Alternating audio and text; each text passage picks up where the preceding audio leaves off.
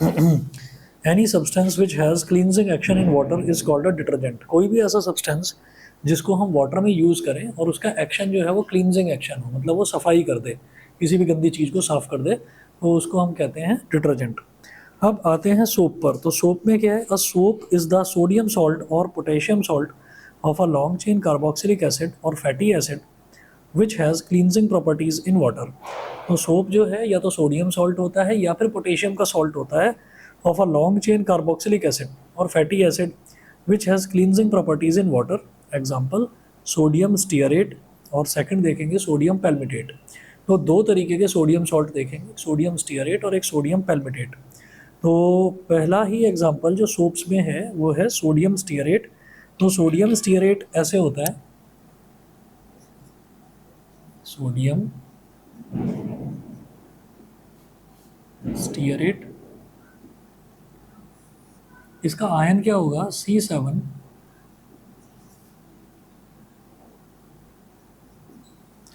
C7H35 COO minus Na plus. ठीक है, तो ये वो वाली चीज़ है जैसे CH3COO Na था ना, उस तरीके से क्या बोलते थे उसको, सोडियम एसीटेट बोलते थे, CH3COO Na।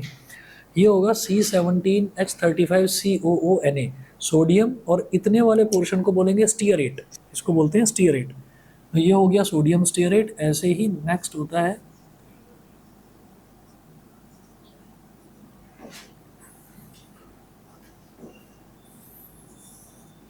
सोडियम पैल्मिटेट। सोडियम पैल्मिटेट में क्या होगा, सोडियम पैल्मिटेट में कार्बन के 15 एटम होंगे, C15H31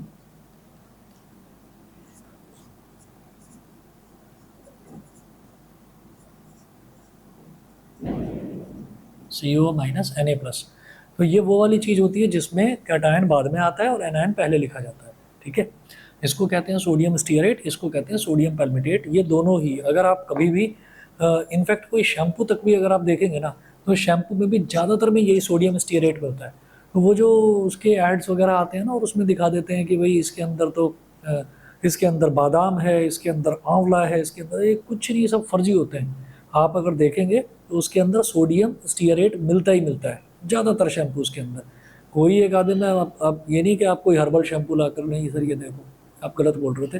मैं ज़्यादातर शैम्पूज़ की बात कर रहा हूँ, जैसे पेंटीन हो गया, है ना, क्लिनिक प्लस, हेयर एंड के कौन सा, हेड एंड शोल्डर, सॉरी, हाँ, है ना। तो ये जितने भी शैम्पूज़ होते हैं सबके अंदर ये होता है। तो कुल मिलाकर ये ज़्यादातर नुकसान ही पहुँचाते हैं बालों को। आप देख भी रहे होंगे आजकल जल्दी बाल उड़ जाते हैं, है ना, या फिर बाल सफ़ेद हो जाते हैं। तो उसका रीज़न यही है कि लोग जो हर्बल चीज़ें हैं वो तो लगाते नहीं हैं, और ये सोडियम स्टीयरेट सोचते हैं कि भाई बड़ा अच्छा, और लोगों की भी गलती नहीं है, लोगों की भी गलती नहीं है, बेवकूफ़ बनाया जाता है। बोलते हैं कि इसमें ये है, इसमें ये है। वो केश कांति, एक केश कांति शैम्पू आता है, उसमें बताते हैं कि बहुत ज़्यादा हर्बल है और जड़ी बूटियाँ युक्त शैम्पू, ये सब लिखा रहता है। लेकिन अगर उसके पीछे पलट कर देखेंगे कि उसके जो की इंग्रेडिएंट्स क्या हैं, वो उनमें आप सबसे पहले ही देखेंगे सोडियम स्टीयरेट। ठीक है, एक और होता है सोडियम लॉरियल सल्फेट, है ना, एक ये भी होता है। तो वो जो है वो और घातक होता है, उसको बोलते हैं SLS। तो उसको तो बताते हैं कि मतलब वो तो स्किन कैंसर तक पहुंचा देता है, और वो लोग रोज़ रोज़ लगाते हैं उस शैम्पू को। लोगों की गलती नहीं है, क्योंकि इतने महंगे महंगे बेचे जाते हैं, 250 रुपये, 300 रुपये, 500 रुपये के शैम्पू आते हैं, सब में ये डिटर्जेंट होता है। ठीक है, और तभी क्या, अरे भाई बड़ा झाग बन रहा है, इसको लगाया बहुत अच्छा है ना। वो झाग इसी का होता है, इससे तो सर्फ एक्सेल लगा लो, उससे नहा लो। ठीक है, लेकिन अगेन हमारे मन में यह है कि नहीं नहीं, सर्फ एक्सेल तो गंदे कपड़ों को ही धोता है, बालों को नहीं धो सकता। लेकिन जो इंग्रेडिएंट उसका है, बेसिक इंग्रेडिएंट, तो इनका भी वही है। ठीक है, चलिए जी, तो ये जो है सोप्स एंड डिटर्जेंट्स। इनफैक्ट अब बचें तो कहाँ तक बचें, बचें तो कहाँ तक बचें। इनफैक्ट जो साबुन है, जो लक्स है, और ये आई थिंक डव वगैरह में तो शायद नहीं होता होगा, मैंने नहीं देखा, पर ज़्यादातर जितने भी साबुन है उनमें भी यही है, सब में यही है। तो स्किन, हाँ, तो स्किन वगैरह भी धीरे धीरे ख़राब होने लगती है। कुछ लोग होते हैं ध्यान रखते हैं, कोई बेसन से चेहरा धोता है, कोई मुल्तानी मिट्टी से धोता है, वो फिर भी ठीक है, फिर भी ठीक है, वही ठीक है एक्चुअली, बाकी सब तो गलत ही है। तो sodium पैल्मिटेट, it is the sodium salt of a long chain saturated fatty acid called palmitic acid C15H31COOH। और अब आप ये देख लीजिए कि यहाँ पर जब हम बात कर रहे हैं ना कि C17H35CONA, तो यहाँ पर आप ये देखिए C17 है और हम ये बोलते हैं कि एल्काइल ग्रुप बनाना होता है। तो जब एल्काइल ग्रुप बनाते हैं तो एल्काइल ग्रुप में हाइड्रोजन कितने आते हैं, इसके डबल से एक ज़्यादा, डबल से दो ज़्यादा तो एल्केन हो जाता है, तो डबल से एक ज़्यादा, क्योंकि एक हाइड्रोजन हटाना होता है हमको। 17 का डबल 34, 34 से एक ज़्यादा 35, C17H35, 15 का डबल 30, 30 से एक ज़्यादा C15H31। और ये इन्होंने बता भी दिया। हाँ जी बताइए। सर एसएनएस का फेमिनिन फॉर्मूला क्या होता है? किसका? एसएनएस का। मेरे को एग्जैक्टली नहीं पता कि उसका जो स्ट्रक्चर है वो स्ट्रक्चर क्या है ना। सोडियम सोडियम लोराइल सल्फेट होता है, और उसका स्ट्रक्चर कैसे बनेगा वो स्ट्रक्चर नहीं मालूम मेरे को, लेकिन वो भी आजकल डिटर्जेंट में यूज़ होता है। तो अब आप ये देखिएगा कि जैसे ये C17H35CONA+, ये है, तो ये किस एसिड से बना है, ये बना है इसको बोलते हैं स्टीयरिक एसिड।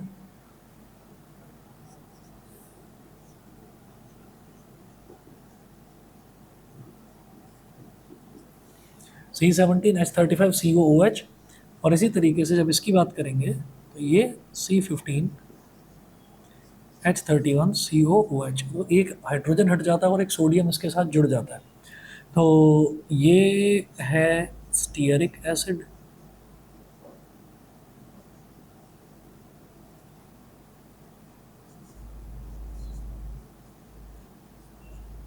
और ये है पैल्मिटिक एसिड।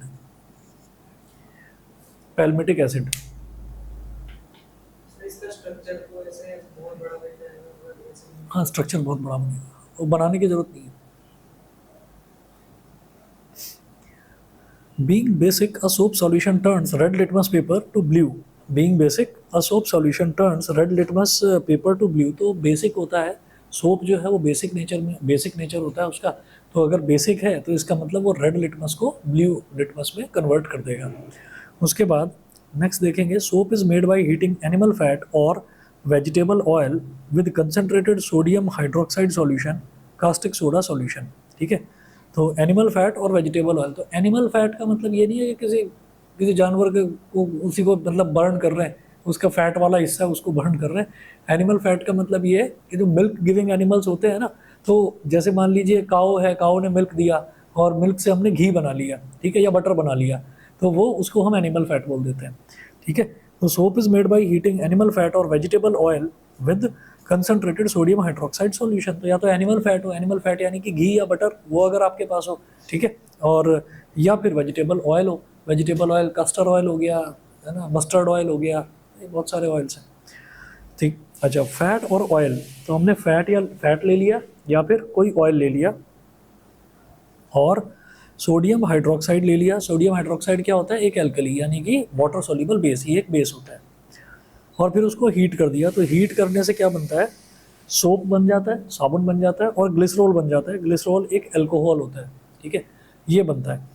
तो हमें ज़रूरत किस चीज़ की है, सोडियम हाइड्रोक्साइड आप नॉर्मली किसी भी पंसारी की दुकान पर जाएंगे ना, तो वहाँ से आपको सोडियम हाइड्रोक्साइड मिल जाएगा। थोड़ा सा ही देते हैं, ज़्यादा नहीं देते वो। क्यों, मैंने पहले भी बताया था, क्योंकि जो ये सोडियम हाइड्रोक्साइड है, सोडियम हाइड्रोक्साइड की हेल्प से लोग मतलब बॉम्ब भी बना लेते हैं। बॉम्ब होते हैं ना, RDX वगैरह यूज़ करते हैं तो उससे बॉम्ब बना लेते हैं। तो सोडियम हाइड्रोक्साइड की हेल्प से बॉम्ब तक लोग बना लेते हैं, तो इसलिए वो लिमिटेड क्वांटिटी में दिया जाता है। ठीक, लिमिटेड क्वांटिटी में देंगे तो मतलब ज़्यादा से ज़्यादा अगर आपको कुछ बनाना ही है तो आप दिवाली के पटाखे बना लो, बस ये फट गया अभी, है ना, मेरी तरह बता रहा है। तो इस तरीके से तो सोडियम हाइड्रोक्साइड कम क्वांटिटी में दिया जाता है। दूसरा ये भी है कि गलती से अगर किसी ने सोडियम हाइड्रोक्साइड खा लिया तो वो मर भी सकता है। क्या, क्योंकि ये मतलब हार्मफुल बेस होता है, डेंजरस स्ट्रॉन्ग बेस होता है, तो अगर वो बॉडी के अंदर चला जाएगा तो फूड पाइप पूरा गल जाएगा, ख़राब कर देगा। ठीक है, तो सोडियम हाइड्रोक्साइड की ज़रूरत है, जो कि ईजिली मार्केट में अवेलेबल होता है। सोडियम हाइड्रोक्साइड आपने ले लिया, और घर में किचन में जाएंगे तो किचन में घी तो मिल ही जाएगा, या ऑयल मिल जाएगा, ठीक है ना, मस्टर्ड ऑयल मिल जाएगा, या क्या कहते हैं आपका, मस्टर्ड ऑयल नहीं मिलेगा तो कोकोनट ऑयल मिल जाएगा, कुछ लोग कोकोनट ऑयल भी यूज़ करते हैं। तो अगर हमारे पास ऑयल है घर में किसी भी तरीके का, तो उस ऑयल की हेल्प से और सोडियम हाइड्रोक्साइड की हेल्प से हम साबुन बना सकते हैं। तो साबुन बनाना, सोडियम हाइड्रोक्साइड ना हार्मफुल मतलब ऐसा है कि उसकी क्वांटिटी पर डिपेंड करता है कि ज़्यादा यूज़ करेंगे तो हार्मफुल है। एग्जाम्पल के तौर पर ये है कि मान लीजिए हमारे घर में काम वाली नहीं है, अभी हमको बर्तन मांजने पड़ रहे हैं, बर्तन इकट्ठे हो रखे हैं, हम लगे पड़े हैं बर्तन मांज रहे हैं, बर्तन मांजने की हमें आदत नहीं है।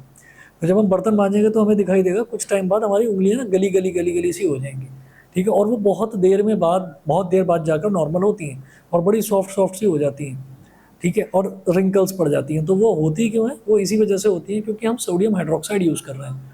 जो विम बार है, विम बार में बहुत कम सोडियम हाइड्रोक्साइड यूज़ होता है। वहीं अगर आप टॉयलेट क्लीनर की बात करें तो टॉयलेट क्लीनर में बहुत ज़्यादा सोडियम हाइड्रोक्साइड है। टॉयलेट क्लीनर को कोई हाथ पर नहीं लेता, उसको ब्रश से ही करा जाता है साफ।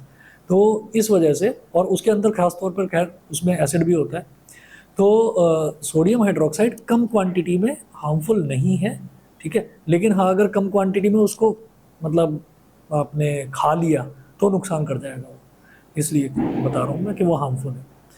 तो अब हम ये कहेंगे, अब ये तो सोडियम हाइड्रोक्साइड जो है ना, नहीं सोडियम हाइड्रोक्साइड लोग खाते नहीं हैं। कैल्शियम हाइड्रोक्साइड भी हार्मफुल है लेकिन खा लेते हैं, पता ही होगा, चूना, वो जो चूना लगाते हैं ना, अरे पान के ऊपर चूना नहीं लगाते वाइट कलर का, वो सोडियम हाइड्रोक्साइड ही होता है। और कभी आप उसका कैल्शियम हाइड्रोक्साइड होता है। तो अगर आप कभी नोटिस करें जिसको पान खाने की आदत है तो उसका यहाँ से और यहाँ से मुंह ना हल्का हल्का कटा कटा सा होता है ना, हल्का हल्का सा इस जगह से और इस जगह से कटा कटा मुंह होता है। क्यों?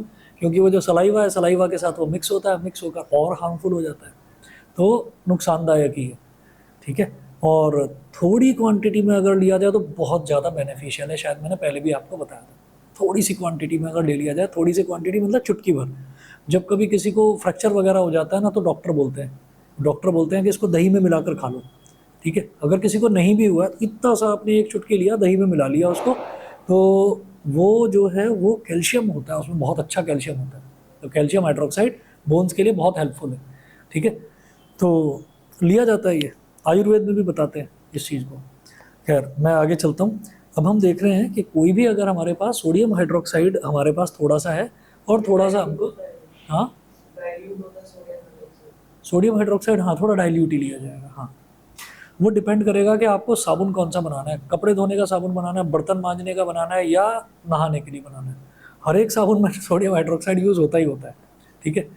तो उसको तो सुबह सुबह ही हम अपनी बॉडी पर रगड़ देते हैं सोडियम हाइड्रोक्साइड को। सोडियम हाइड्रोक्साइड होता ही होता है सब में। उसके बाद क्या करा जाता है कि सोडियम हाइड्रोक्साइड को मिक्स करा किसके अंदर, किसी भी ऑयल के अंदर मिक्स करा और सोप बन जाता है, और साथ में ग्लिसरॉल बनता है। ग्लिसरॉल एक अल्कोहल है। The process of making soap by the hydrolysis of fats and oils with alkalis is called saponification, ठीक है। तो जब कभी हाइड्रोलिसिस का मतलब क्या होता है? हाइड्रोलिसिस मतलब किसी भी चीज़ के अंदर पानी मिला देना, हाइड्रोलिसिस कहते हैं। किसी भी चीज़ के अंदर इलेक्ट्रिसिटी पास कर देना, इलेक्ट्रोलिसिस बोलते हैं उसको, ठीक। तो the process of making soap by the hydrolysis of fats and oils with alkalis, तो एल्कलीज के साथ में फैट और ऑयल को मिक्स करके उसके अंदर थोड़ा पानी मिलाकर और उसको गर्म करके जो प्रोसेस होता है सोप बनाने का, उसको बोलते हैं सपोनिफिकेशन। यही स्पेलिंग है, ये मत सोचना कि सोपनिफिकेशन होगा, वो मैंने गलत नहीं लिखा, सही है सपोनिफिकेशन। ए पहले आएगा, ओ बाद में आएगा। Preparation of soap in the laboratory, अब बड़ा आसान है। लेबोरेटरी में बनाना चाहो लेबोरेटरी में बना लो, घर में बनाना चाहो घर में बना लो। देखिए, raw materials required for manufacturing soap are, first है vegetable oil like castor oil, cotton seed oil, linseed oil और सोयाबीन ऑयल, ठीक है। तो castor oil, cotton seed oil south में यूज़ होता है, हमारे यहाँ यूज़ नहीं होता। लिनसीड ऑयल और सोयाबीन ऑयल ये यूज़ होता है घरों में, हमारे यहाँ किचन में यूज़ होता है। तो कास्टर ऑयल नहीं होता, हमारे यहाँ नहीं होता, विदेशों में होता है कास्टर ऑयल यूज़, है ना। बहुत बहुत थिक होता है, बहुत थिक, बहुत गाढ़ा होता है। जानते हैं कास्टर ऑयल होता है क्या? तो इंडियन में नहीं नहीं नहीं नहीं, वो तो नहीं। कास्टर ऑयल वो कैस्ट्रॉल है, वो कैस्ट्रॉल कंपनी अलग है, ये कास्टर ऑयल है। कास्टर ऑयल को क्या बोलते हैं मैं बताता हूँ। इसको हिंदी में बोलते हैं आई थिंक, या तो अलसी, अलसी का ऑयल होता है। अलसी, अलसी एक सीड होता है, अलसी का ऑयल होता है, या फिर हाँ शैम्पू में भी होता है। और बहुत सारे मतलब जो कास्टर ऑयल है ना, जिनके बाल बहुत घने होते हैं ना, बहुत घने बाल होते हैं कि संभाले ही नहीं जा रहे हैं, वो कंघी मार रहे, कंघी मार के फिर बाल जो है वो मुंह के आगे गिर गए, वो कास्टर ऑयल ही लगाते हैं क्योंकि थिक बहुत ज़्यादा होता है। तो जहाँ लगा लिया कास्टर ऑयल, बालों को जहाँ चिपका दिया उधर ही चिपक जाएंगे बिल्कुल, ठीक है। तो चिपचिपा होता है बहुत ज़्यादा कास्टर ऑयल। मैं एक्चुअली भूल रहा हूँ इसको हिंदी में क्या बोलते हैं, आई थिंक अलसी का तेल ही बोलते हैं। चलिए, तो अगर इनमें से कोई भी ऑयल हमारे पास है तो वो चाहिए एक तो, दूसरा सोडियम हाइड्रोक्साइड यानी कि कास्टिक सोडा वो चाहिए, तीसरा सोडियम क्लोराइड यानी कि कॉमन सॉल्ट, नमक, खाने का नमक, वो चाहिए। तो ये 3 तरीके की चीज़ें आपको चाहिए, बस इसके अलावा कुछ नहीं चाहिए। प्रोसीजर देखिए, take about 20 millilitre of castor oil in a beaker. तो आपने 20 ml कास्टर ऑयल एक बीकर में ले लिया, किसी बीकर में ले लिया कास्टर ऑयल, ठीक। उसके बाद add 30 ml of 20% sodium hydroxide solution in it. Sodium hydroxide solution का 20% का मतलब ये है कि सोडियम हाइड्रोक्साइड का आप सॉल्यूशन लेकर आए मार्केट से, ठीक है। अब जब सॉल्यूशन है आपके पास सोडियम हाइड्रोक्साइड का, तो आपको पता है कि आपके पास सॉल्यूशन कितना है। अगर मान लीजिए आपके पास वो सॉल्यूशन 5 ml है, 5 ml सॉल्यूशन है, तो उसको आपको, अब 5 ml पूरा का पूरा कंसनट्रेटेड है, तो अब आपने क्या करा, आपने उसके अंदर 95 ml पानी मिला दिया, 95 ml पानी मिला दिया। तो अब वो 5 + 95 कितना हो गया, 100 ml, है ना। और 100 ml में, बल्कि मैं गलत बोल रहा हूँ, अगर हमारे पास मान लीजिए 20 ml है, 20 ml है हमारे पास, तो 20 ml में हमने 80 ml पानी मिला दिया। तो 80 ml पानी मिलाने पर क्या हो गया कि टोटल 100 ml वाटर तैयार हो गया। तो अब 20 ml तो हमारे पास सोडियम हाइड्रोक्साइड था ना, और उसमें 80 ml पानी मिलाया, तो ये कहा जाएगा कि टोटल जो 100% सॉल्यूशन है, 100 ml का जो सॉल्यूशन है, उसमें से 20 ml सोडियम हाइड्रोक्साइड है। तो ये अपने आप ही 20% सोडियम हाइड्रोक्साइड सॉल्यूशन बन गया। 20% का मतलब बस 20% ही सोडियम हाइड्रोक्साइड है, बाकी सारा का सारा पानी है। मेरी बात समझ गए, ठीक है। तो 20% सोडियम हाइड्रोक्साइड सॉल्यूशन बनाने का ये तरीका है कि जितना भी आपने लिया उसका 80% आप कैलकुलेट कर लो और 80% वाटर उसमें ऐड कर दो, ठीक है ना। ये कर दिया, 2 चीज़ें हो गई, 20 ml कास्टर ऑयल ले लिया एक बीकर में, और 20% हाइड्रोक्साइड सॉल्यूशन जो है वो हमने तैयार करा, और तैयार करके उसमें से 30 ml निकाला, और 30 ml निकाल कर उसको कास्टर ऑयल में मिक्स कर दिया। मिक्स करने के बाद में अब मिक्सचर को हीट करना शुरू करा, करते गए कांस्टेंट स्टिरिंग, और एक ग्लास की रॉड ले ली, और ग्लास की रॉड लेकर उसको मिक्स करते रहे। धीरे धीरे हमने क्या करा, जब हमको लगा कि थोड़ा थोड़ा ना ये थिक होता जा रहा है, थोड़ा गाढ़ा होता जा रहा है, जैसे हलवा बनाते हैं, तो हलवा शुरुआत में बनाते हैं तो उसमें दूध और घी वगैरह वो ऐसे ही तैरता रहता है, फिर उसको कढ़ाई में ऐसे करते रहेंगे, धीरे धीरे जब वो गाढ़ा हो जाता है तब उसको गैस को सिम करते हैं, तो वो हलवे जैसा बन जाता है, ठीक है। तो वैसा ही हमको इसमें कुछ करना है, तो स्टिर कर रहे हैं उसको धीरे धीरे, जैसे वो गाढ़ा होता जा रहा है, तो हमने क्या करा कि जैसे ही वो गाढ़ा होता जा रहा है तो हमने उसके अंदर 5 to 10 grams common salt add कर दिया, नमक ऐड कर दिया उसके अंदर, ठीक है। नमक ऐड क्यों करा जाता है बताता हूँ अभी। Stir the mixture well and allow it to cool. On cooling the solution, solid soap separates out. तो मिक्सचर को आपने खूब अच्छे से स्टिर कर दिया, और स्टिर करने के बाद में फिर जब वो गर्म हो गया, गर्म करने के बाद में फिर आपने उसको ठंडा होने दिया। अब वो जब ठंडा हो रहा है, तो जब वो ठंडा हो रहा है ना, तो आपने क्या करा, नमक आप मिला चुके हैं उसमें, तो आपने क्या करा कि उस सॉल्यूशन को जिस शेप का आपको साबुन चाहिए उस शेप के कंटेनर के अंदर डाल दिया, ठीक है ना। जैसा भी चाहिए, किसी को छोटे बच्चे का साबुन बनाना है तो वो एक वो सांचा बना हुआ है, उसमें टेडी बियर बना हुआ है, और उसके अंदर डाल दिया, ठीक है। टेडी बियर बना दिया, और फिर उसके बाद जब वो सूख जाएगा, ठंडा हो जाएगा, तो उसको ठक ठक ऐसे करके मारा, वो टेडी बियर की शेप का साबुन आ जाएगा बाहर, ठीक है। रेक्टेंगल की शेप का चाहिए रेक्टेंगल बना लो, ट्रायंगल की शेप का चाहिए ट्रायंगल वाले उसमें खांचे में डाल दो, ठीक। ये करना होता है, साबुन तैयार, बस इतना ही करना होता है इसमें। देखिएगा कि stir the mixture well and allow it to cool. On cooling the solution solid soap separates out. Solid soap नीचे रह जाता है और उसके ऊपर पानी तैरता रहता है, तो वो जो लिक्विड होता है वो ग्लिसरॉल होता है, अल्कोहल होता है, वो भी मेडिसिन वगैरह बनाने में काम आता है, उसको अलग कर देते हैं, फार्मा कंपनीज़ को बेच देती हैं। जो सोप कंपनीज होती हैं वो फार्मा कंपनीज़ को बेच देती हैं कि जाओ भाई इसकी दवाई बना लेना, ठीक है। तो ज़रूरत पड़ती है हर चीज़ की, ठीक है। When soap sets it can be cut into pieces called soap bars. तो जब सोप सेट हो जाता है वो वैसे ही जैसे वो मिठाई बनती है बड़ी ट्रे में, और फिर उसको काट देते हैं ना हलवाई, ऐसे काटते हैं, ऐसे ही सोप को काट कर रिन सुप्रीम, सफ़ेदी की चमकार ज़्यादा, हो जाता है तैयार, ठीक। Why common salt is added in soap making. ये जो सोप जो सॉलिडिफाई होता है ना, ये कॉमन सॉल्ट की वजह से ही होता है, इसलिए कॉमन सॉल्ट ऐड करा जाता है। तो क्वेश्चन देखिए क्या है, why common salt is added in soap making.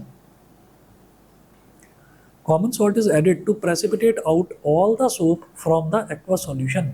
तो जो एक्वा सॉल्यूशन होता है यानी कि जो लिक्विड सॉल्यूशन जो होता है उसमें से सॉलिड सोप बाहर निकल जाए, उसके लिए हम उसमें कॉमन सॉल्ट ऐड करते हैं। Actually, common salt decreases the solubility of soap in the soap solution, due to which solid soap separates out from the solution. तो जो कॉमन सॉल्ट है वो सॉलिड सोप की सॉल्युबिलिटी को, सोप में जो लिक्विड सोप है उसमें उसकी सॉल्युबिलिटी को डिक्रीज कर देता है, मतलब लिक्विड में वो घुलता नहीं है उतना, और जब वो घुलता नहीं है तो फिर वो सेपरेट आउट हो जाता है, ऐसा होता है।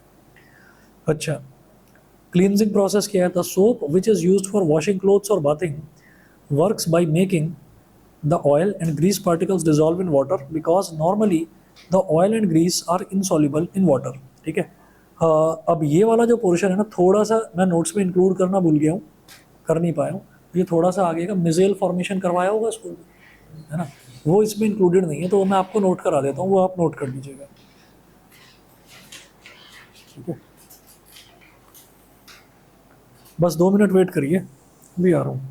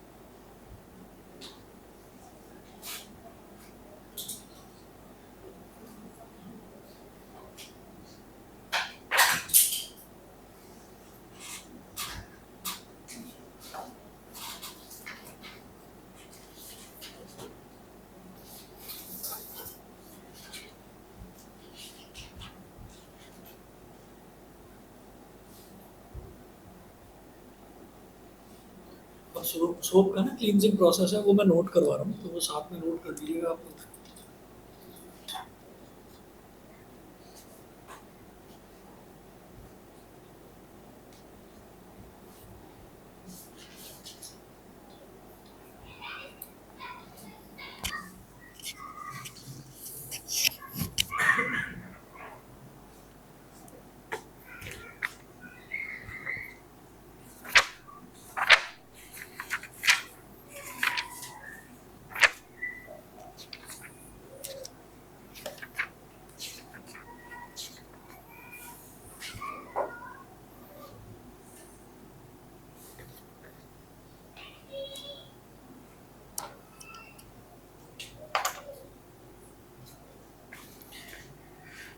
हेडिंग डालिएगा cleansing action of soap. Cleansing action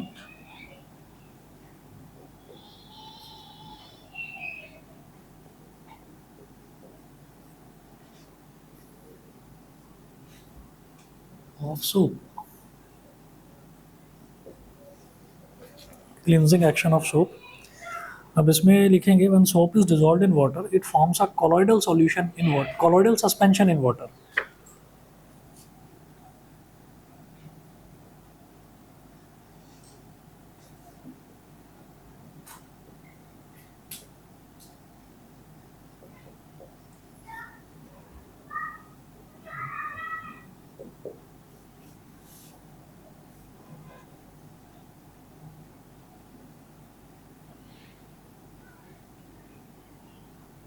It forms a colloidal suspension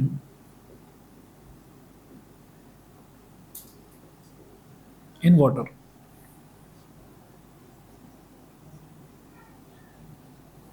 It forms a colloidal suspension in water in which the soap molecules cluster together to form spherical micelles. In which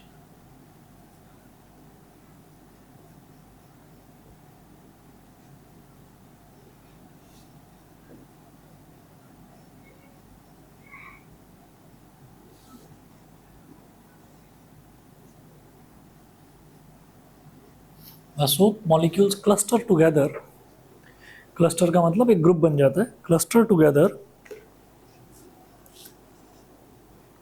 to form spherical micelles.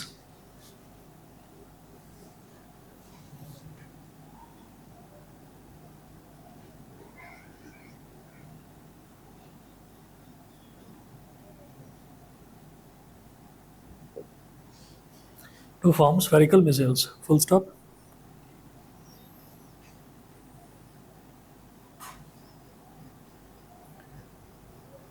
Micelle formation will not take place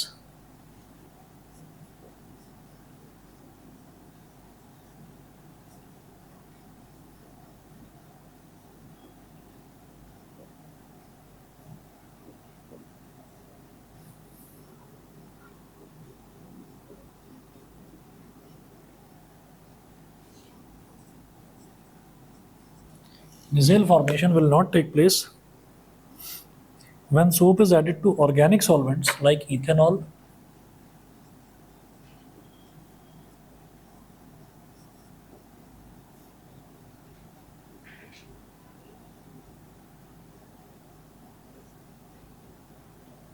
added to organic solvents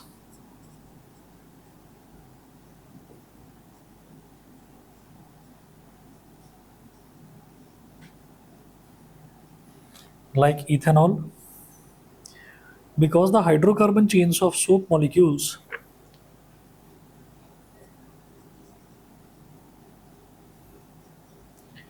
because the hydrocarbon chains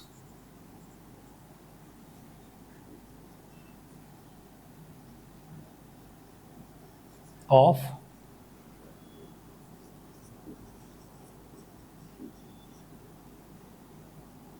because the hydrocarbon chains of soap molecules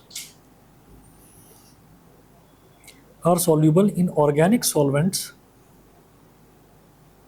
Soap molecules are soluble in organic solvents like ethanol.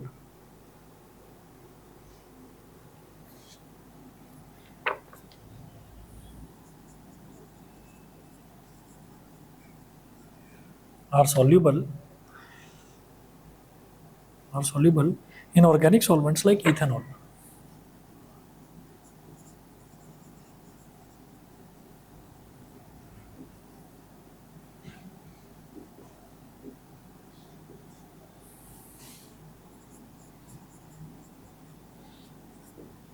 Like ethanol.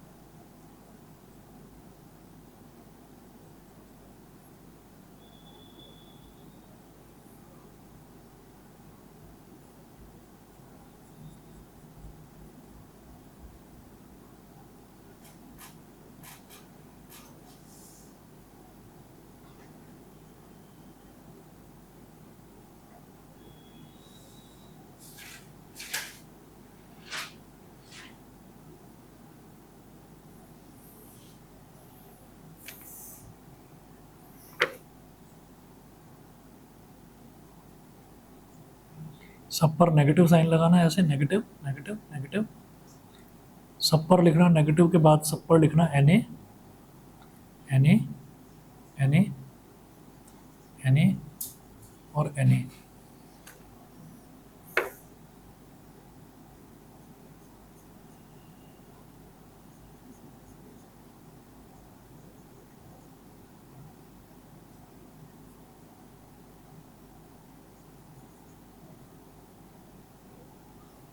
ऐसे कर लीजिएगा। इसको कहेंगे soap molecules, कोई एक soap molecules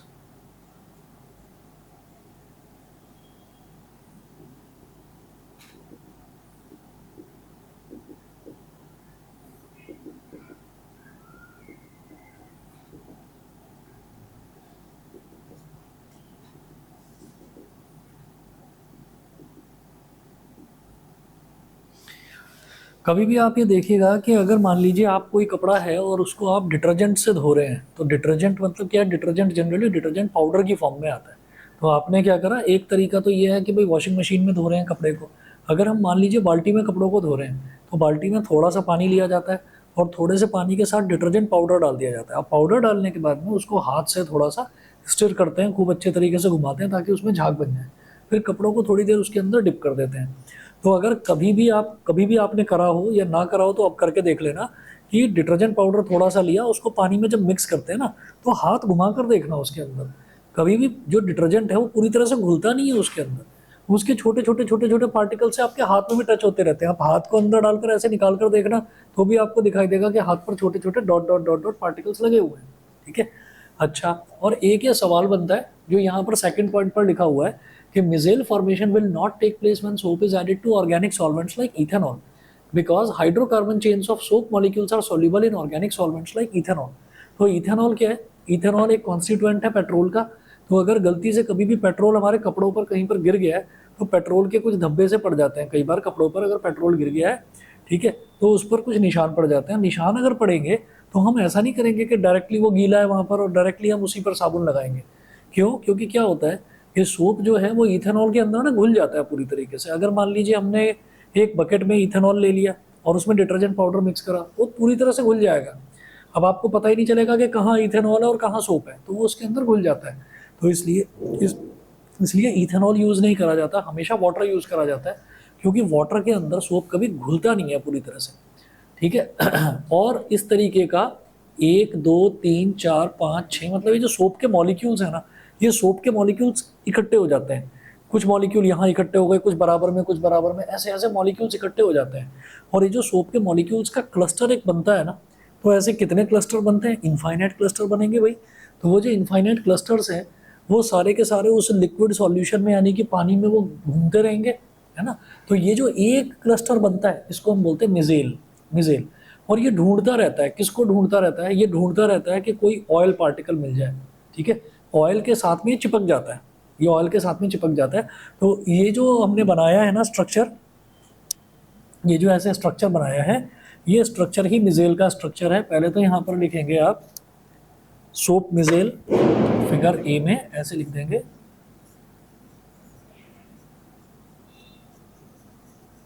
soap मिजेल, ये लिख देंगे। फिर उसके बाद एक फिगर बी बनाएंगे,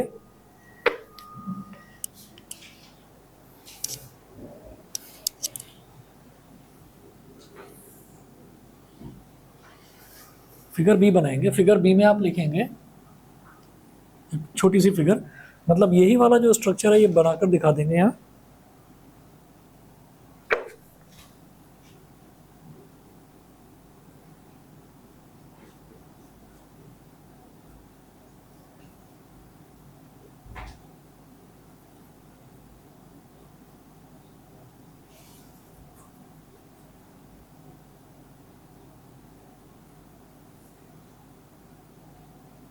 ये है एक सोप मॉलिक्यूल। तो यहाँ लिखेंगे structure of a soap molecule, figure B.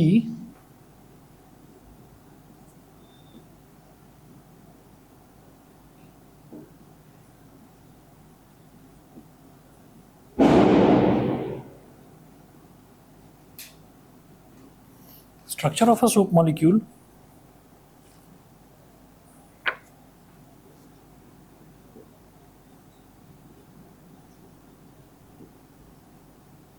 Long hydrocarbon chain, bracket में लिखेंगे oil soluble,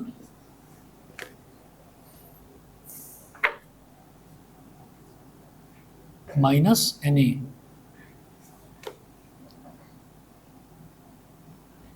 Na, Na plus लिखना है। यहां लिखेंगे short ionic part water soluble, short ionic part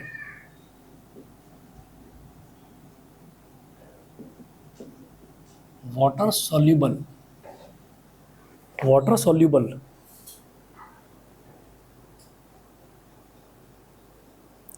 तो ये जो वाटर सॉल्युबल वाला हिस्सा है ना, ये इसको क्या कहते हैं?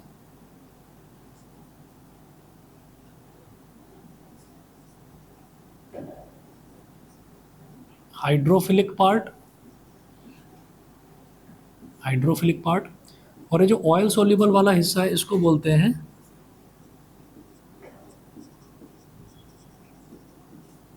Hydrophobic part, hydrophobic part.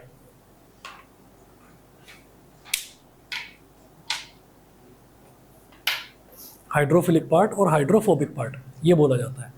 अब जो लॉन्ग हाइड्रोकार्बन चेन है, लॉन्ग हाइड्रोकार्बन चेन जो है ये हमने एक चेन बना दी यहाँ पर, ठीक है। तो ये ऑयल सॉल्युबल है ये वाला हिस्सा, और ये वाला हिस्सा वाटर में घुल जाता है, ठीक है।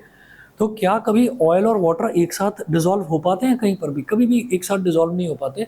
तो क्या है कि आप ये देखिए, जब भी मिजेल बनता है ना, तो मिजेल में ये जो जिगजैग जिगजैग जो लाइन बना रखी है, ये वाला पोर्शन कौन सा है? ये हाइड्रोफोबिक पार्ट है। हाइड्रोफोबिक का मतलब, हाइड्रो मतलब वाटर, फोबिक मतलब फोबिया, फोबिया मतलब वो डर रहा है, वो पानी से डर रहा है, यानी कि पानी में नहीं घुलेगा, पानी में नहीं घुलेगा, पानी से दूर रहेगा। पानी से दूर रहेगा तो इसका मतलब कहाँ घुलेगा? ऑयल में घुल जाएगा। तो वो तो ऑयल में घुल जाता है। तो ये वाले जो हिस्से हैं ना, ये जो जिगजैग जिगजैग वाले पार्ट है, ये अगर कपड़े पर कहीं पर कोई ग्रीस या कोई भी ऑयल का निशान पड़ा हुआ है, तो वो ऑयल के उस हिस्से को ऑयल के छोटे छोटे पार्टिकल्स के साथ भी चिपक जाते हैं, क्योंकि उनके साथ ये घुल जाते हैं, ऑयल में घुल जाते हैं, ठीक है। अब ऑयल में घुल गए, ठीक, और इस आयनिक पार्ट से, जिसको हाइड्रोफिलिक पार्ट बोलते हैं, इससे अलग हो नहीं सकते। तो हम क्या करते हैं, हम जब इसको एजिटेट करते हैं, जब एजिटेट करते हैं तो जो ये वाला हिस्सा है ये तो ऑयल में, यानी कि ग्रीस वगैरह कुछ भी धब्बे कुछ भी अगर पड़े हुए हैं तो उनमें, यानी कि डर्ट पार्टिकल को ये एंट्रैप कर लेते हैं, उसमें चिपक जाते हैं।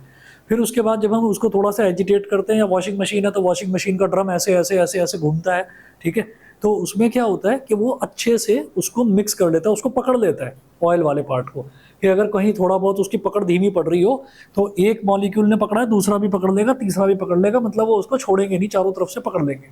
पकड़ने के बाद में क्या होता है, पकड़ने के बाद में हम कपड़े को ऐसे निचोड़ते हैं। तो जब हम कपड़े को निचोड़ते हैं तो क्या होता है कि हम उसको कॉन्ट्रैक्ट करते हैं ताकि उसमें से जितना भी पानी है वो सारा चला जाए। जब पानी निकलने लगता है, जब पानी निकलने लगता है तो पानी के साथ में ये वाला हिस्सा घुल जाता है, ये वाटर सोल्यूबल पार्ट है ना, तो ये वाला पानी के साथ घुल जाता है, और जब ये पानी के साथ घुलता है तो पानी के साथ ये बह जाता है, और इस हिस्से के साथ में ये हिस्सा चिपका हुआ है और इसके साथ में डर्ट पार्टिकल चिपका हुआ है। तो इस तरह से जो ये तीनों पार्ट्स हैं, ये तीनों पार्ट्स बाहर निकल जाते हैं और हमारे पास क्या रह जाता है, साफ़ सुथरा कपड़ा। ठीक है ना, कपड़ा साफ़ सुथरा रह जाता है, उसको ऐसे निचोड़ते हैं। तो रिंस करने पर यानी कि निचोड़ने पर जो वाटर सोल्यूबल पार्ट है वो पानी में घुलकर और बह जाता है, और जब वो बहेगा तो वो इससे अलग तो नहीं हो सकता ना, इससे अलग नहीं हो सकता। ठीक, तो इससे अलग नहीं हो सकता तो इस हिस्से को भी साथ में ले जाता है, और ये जो हिस्सा है इसने डर्ट को पकड़ रखा है तो वो डर्ट से अलग नहीं होता, तो डर्ट भी साथ में निकल जाती है, तो ऐसे साफ हो जाता है कपड़ा। ठीक है, अच्छा जी, अब इसका एक डायग्राम और बनाएंगे।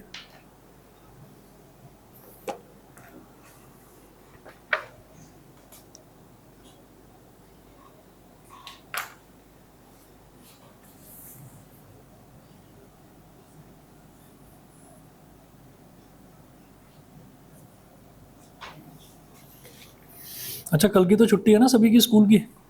कल की तो Yes. ठीक है ना, कल दोपहर में बुला लेता हूँ आपको, ऐसे ही 2-2:30 बजे के आसपास, है ना, ऐसे टाइम रख लेंगे, उससे ज़्यादा लेट नहीं करेंगे, क्योंकि फिर वो कई लोग कल मना रहे हैं छोटी दिवाली, है ना, कल ही है ना, हम भी कल ही मना रहे हैं। बहुत अच्छी बात है अगर 31 को है तो, क्योंकि पता है प्रॉब्लम क्या है, मैं कल की छुट्टी कर सकता हूँ, मैं हर साल छोटी दिवाली की करता हूँ छुट्टी। तो और आज भी बच्चे जिद कर रहे थे, बाकी बैचेस में भी कह रहे थे, और मतलब प्रॉब्लम ये है कि कुछ ये कह रहे हैं कि 1 तारीख की दिवाली है और कुछ मनाएंगे, ऐसे हर जगह मिलेंगे, और हाँ, तो ये चक्कर है। तो अब अगर मान लीजिए कोई 1 तारीख को दिवाली मना रहा है तो फिर वो कहेगा कि नहीं, अब मैं 3 को नहीं आ सकता, मेरे को 3 को भाई दूज मनानी है। ठीक है, जो 31 को कर रहा है उसको 2 को भाई दूज मनानी है। तो वो इस हिसाब से अगर हम सोचें तो कल तो 30 है, 30, 31, 1, 2, 3, 5 दिन का इतना लंबा गैप हो जाएगा, और कम से कम आप समझ लीजिए हमारी 2 क्लासेस का लॉस हो जाएगा। वो मैं चाह नहीं रहा हूँ, क्योंकि मैंने आपको पहले भी बताया था मुझे 2 या 3 दिन की छुट्टी मुझे नवंबर में चाहिए, मेरे घर में ही शादी है, इस वजह से। ठीक है, तो कल आप आ जाइएगा, 1 घंटे की बात है, और मैं यहाँ तो 1:30 बजे, ढाई, 2 या ढाई ऐसे तक रखूँगा टाइम। ठीक है, तो बस ये एक डायग्राम और बना लीजिए, फ्री करता हूँ अभी आपको।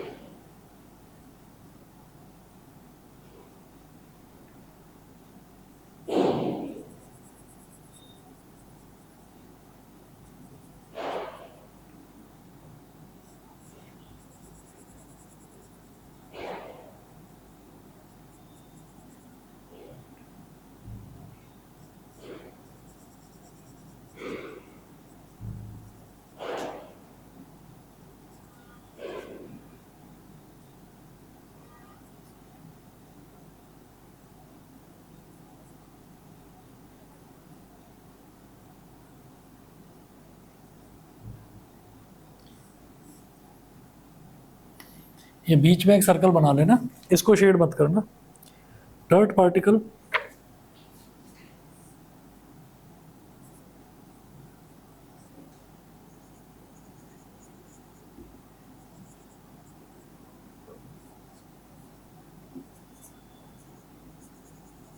oil or grease which was attached to dirty cloth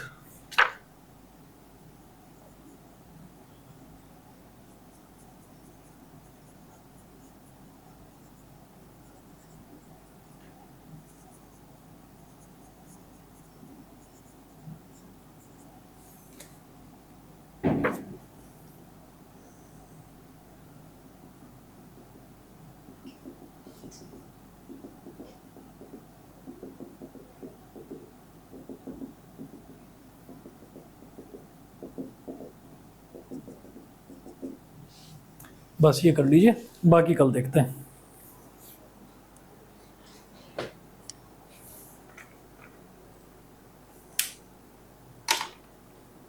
bye sir. Okay, bye bye.